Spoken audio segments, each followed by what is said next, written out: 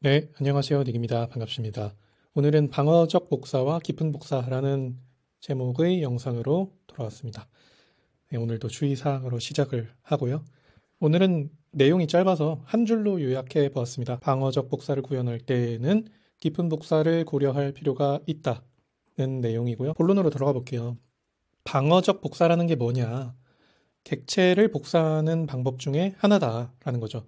그런데 구체적으로는 객체의 레퍼런스를 공유하지 않고, 그러니까 레퍼런스를 복사하지 않고 제가 가진 상태들을 복사해서 새로운 객체를 만들게 되는 과정을 말하는 것이다 라는 것입니다. 그런데 이제 어떻게 할까? 그 방법을 구체적으로 이야기를 해보면 기본적으로는 좀 전에 말씀드린 것처럼 상태를 복사해서 생성하는 것을 말하는데, 그 생성의 타이밍이 언제냐 하는 것에 따라서 두 가지 방법이 있습니다.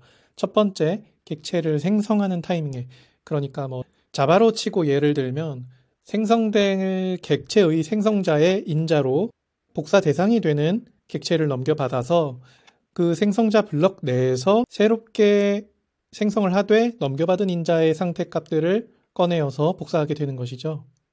그리고 두 번째, 객체를 얻는 타이밍에 라고 적었는데요. 얻는 타이밍이라고 하면 예를 들어서 어떠한 객체가 있을 때 그 객체를 넘겨받을 수 있는 getter 메서드 같은 게 있다고 해볼게요.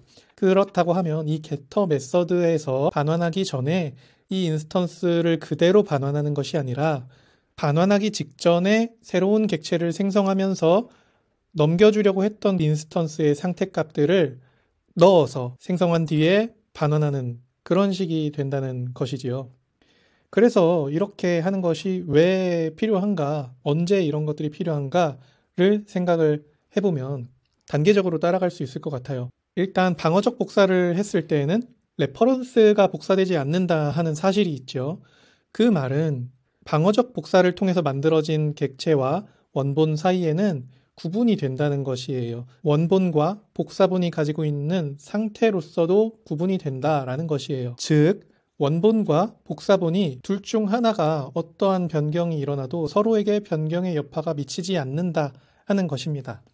즉, 변경 여파를 미치지 못하게 해야 할 때, 아래의 예처럼 복잡한 비즈니스 로직을 작성하고 있거나 사이드 이펙트가 발생할 확률을 엄격하게 배제할 필요가 있을 때, 혹은 한 번의 비즈니스 요청 안에서도 이 객체가 변경되는 그 상태가 스냅샷으로 필요할 때, 하지만 이게 또 영속계층까지 들어가서 그 변경 내역이 일일이 기록될 필요까지는 없는 그러한 경우에, 혹은 기타 다른 이유가 있을 수 있겠죠.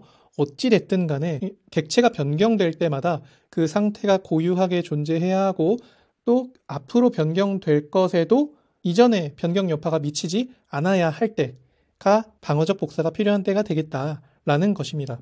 그래서 오늘의 결론에 도달하면서야 깊은 복사에 대한 이야기를 하게 될 것 같은데요. 단어 그 자체의 의미로 방어적 복사가 깊은 복사를 의미하지는 않아요. 아까 말씀드렸던 것처럼 방어적 복사로 생성되는 새로운 객체는 상태를 복사해서 만들었다 하는 것뿐이지, 그 상태 또한 객체일 경우에 어떻게 할 것인가에 대해서는 특별히 한정 짓고 있지는 않기 때문이에요. 하지만 좀 전에 말씀드렸던 언제 이것이 필요할까를 생각해 보면, 사용 목적을 염두에 두면 방어적 복사를 구현할 때 깊은 복사로의 구현을 충분히 고려할 필요가 있겠다 하는 것입니다. 깊은 복사가 없는 방어적 복사는 크게 의미가 없을 수도 있겠다라고 말을 할 수도 있을 것 같네요. 네, 그래서 오늘은 이렇게 짧은 영상으로 마무리를 해보겠습니다. 영상 끝까지 봐주셔서 감사합니다.